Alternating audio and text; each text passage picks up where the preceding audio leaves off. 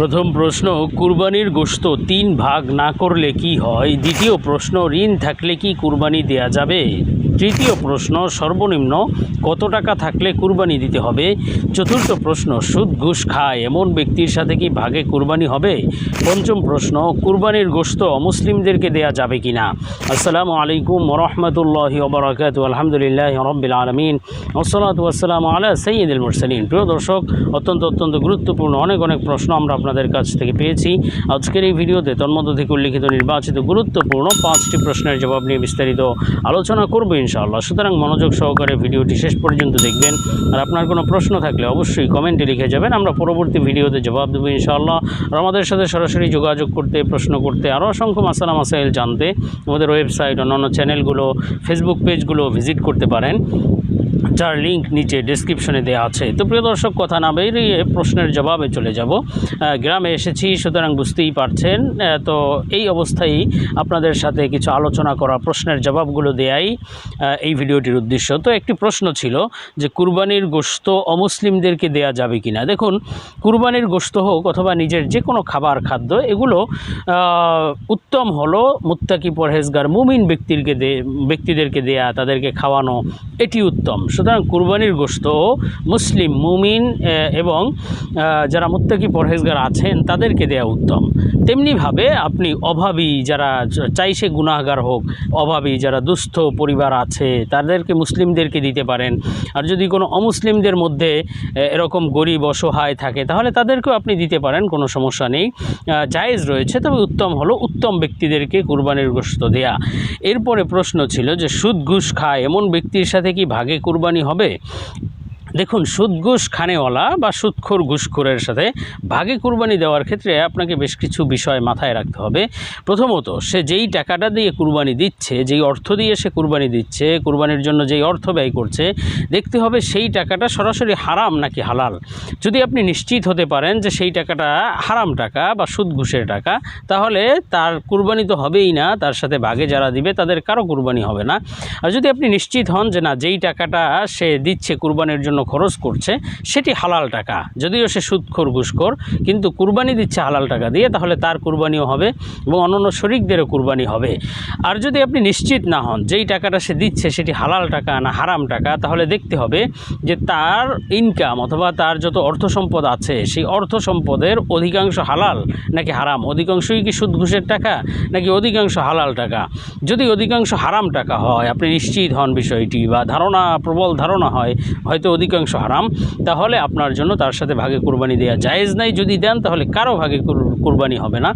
আর যদি আপনি এটা নিশ্চিত হন বা বেশি ধারণা হয় যে না, তার টাকা অধিকাংশই হালাল, তাহলে তার সাথে ভাগে কুরবানি জায়েজ হবে। তবে উত্তম হলো উত্তম মানুষদের সাথে ভাগে কুরবানি দেওয়া, যাদের কোনো হারাম টাকা নাই, যারা হালাল খানেওয়ালা, এদের সাথে ভাগে কুরবানি দিবে।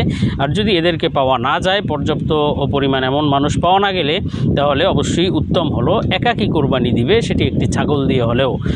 তো যাই হোক, আমরা এর পরবর্তী প্রশ্নে চলে যাব। প্রশ্ন ছিল কুরবানির গোশত 3 ভাগ না করলে কি হয়? দেখুন, কুরবানির গোশত 3 ভাগ করতেই হবে, এটা ফরজ ওয়াজিব বিষয়টি এমন নয়, বরং কুরবানির গোশত 3 ভাগ করা উত্তম। 1 ভাগ গরিব দুঃখীর জন্য, অসহায়দের জন্য, এবং 1 ভাগ আত্মীয় স্বজনকে দিবে, আর 1 ভাগ নিজের পরিবারকে নিয়ে খাবে। এটি হলো উত্তম সুরত।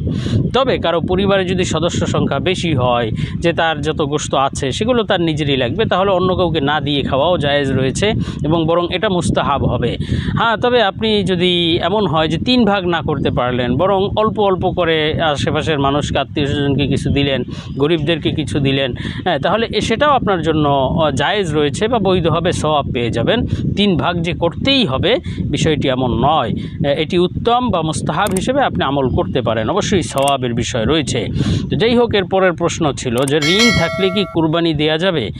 দেখুন, ঋণ থাকলে কুরবানি দিতে কোনো বাধা নেই, বরং ঋণ থাকলে যদি ঋণের টাকা বাদ দিয়ে বা ঋণের সমপরিমাণ অর্থ আপনার নগদ টাকা থেকে বাদ দিয়ে যদি এই পরিমাণ টাকা আপনার কাছে থাকে যে কুরবানির নিসাব পূর্ণ হয়ে যায়, তাহলে আপনার উপর ঋণ থাকা সত্ত্বেও কুরবানি ওয়াজিব হয়ে যাবে।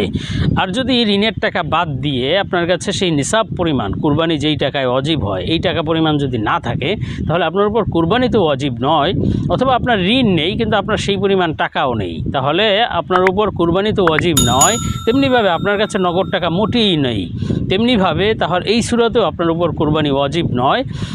তবে এই সকল সূরাতে কুরবানি দেয়া তো অবশ্যই সওয়াবের কাজ, উত্তম। আপনি প্রয়োজনে টাকা নেই, ঋণ করে কুরবানি দিতে পারেন, পরবর্তীতে ঋণ পরিশোধ করে দিবেন, তো এটাও জায়েজ রয়েছে। সুতরাং ঋণ থাকলে কুরবানি দেয়া যাবে না, বরং ঋণ করে দেওয়াও তো কুরবানি দিলে আপনার কুরবানি হয়ে যাবে।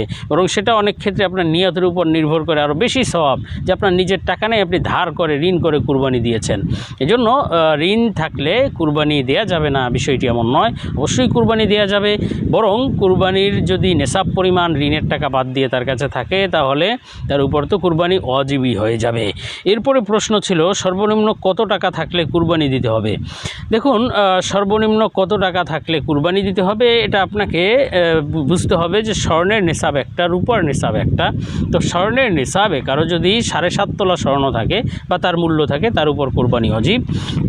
তেমনিভাবে কারো কাছে যদি 52.5 তোলা রূপা থাকে বা তার মূল্য থাকে, তাহলে তার উপরও কোরবানি ওয়াজিব। সুতরাং আমাদের দেশে যেহেতু রূপার মূল্য কম, স্বর্ণের মূল্য বেশি, তো আমরা রূপার মূল্য হিসাব করব। তো রূপার মূল্য অনুযায়ী যদি কারো কাছে 52.5 তোলা রূপার মূল্য থাকে, তাহলে তার উপর কোরবানি ওয়াজিব হয়ে যাবে।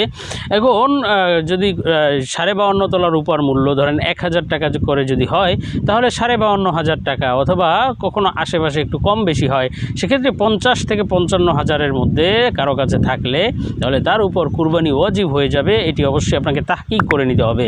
তো প্রিয় দর্শক, আল্লাহ তাআলা বিষয়গুলো বুঝার এবং আমলের তৌফিক দিন। আল্লাহুম্মা আমিন।